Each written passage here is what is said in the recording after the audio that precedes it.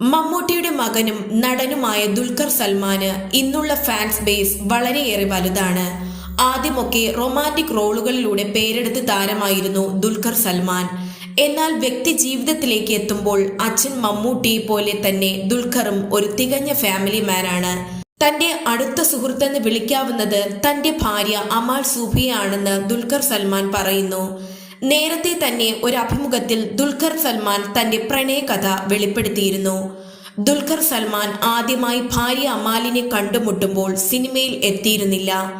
2 ആഴ്ചയ്ക്കുള്ളിൽ തന്നെ പല സ്ഥലങ്ങളിൽ വച്ച് ഒരു സുന്ദരിയായ പെൺകുട്ടിയെ വീണ്ടും കാണാനിടയായപ്പോൾ അവളോട് ഒരു സ്പാർക്ക് തോന്നിയിരുന്നു എന്നാണ് ദുൽഖർ സൽമാൻ പറഞ്ഞത്. പിന്നീട് ദുൽഖർ സൽമാന്റെ ഭാര്യയായി അമാൽ.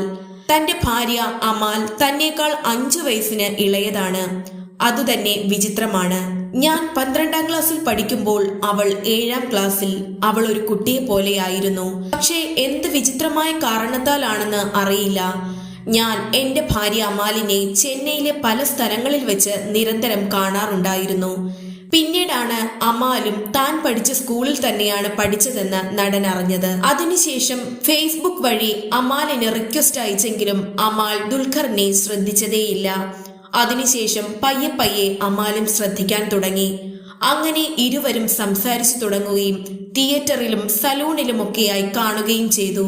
ഇതൊക്കെ ഒരു സൂചന ആയിരിക്കുമെന്ന് തനിക്കും തോന്നി. അതുകൊണ്ട് തന്നെ ഞാൻ ഫേസ്ബുക്കിലോ മറ്റോ അവളെ കോണ്ടാക്ട് ചെയ്തു.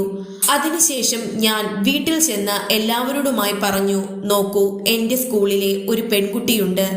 ആ പെൺകുട്ടിയെ വിവാഹം കഴിക്കണമെന്ന് ആഗ്രഹമുണ്ട്. പക്ഷേ ആദ്യം അവളെ കാണണം, താല്പര്യമുണ്ടോ എന്ന് ചോദിക്കണം എന്നും പറഞ്ഞു.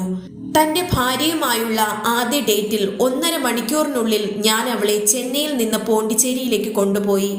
ഞങ്ങൾ ഏകദേശം 4 മണിക്കൂർ സംസാരിക്കുകയും ചെയ്തു. ദുൽഖർ സൽമാന്റെ ജീവിതത്തിൽ സ്ത്രീകളുടെ സ്വാധീനം എത്രത്തോളമാണെന്ന് ചോദിച്ചപ്പോൾ ദുൽഖർ പറഞ്ഞത് ഇങ്ങനെയാണ്. അച്ഛൻ തന്റെ കരിയറിൽ തിരക്കായതിനാൽ അമ്മ, സഹോദരി, മുത്തശ്ശി എന്നിവരോടൊപ്പമാണ് വളർന്നതെന്നും നടൻ പറയുന്നു.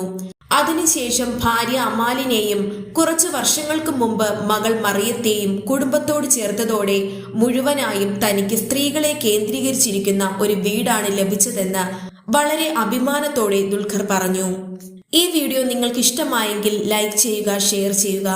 ഈ വീഡിയോ കുറിച്ചുള്ള നിങ്ങളുടെ അഭിപ്രായങ്ങൾ കമന്റ് ബോക്സിൽ രേഖപ്പെടുത്തുക.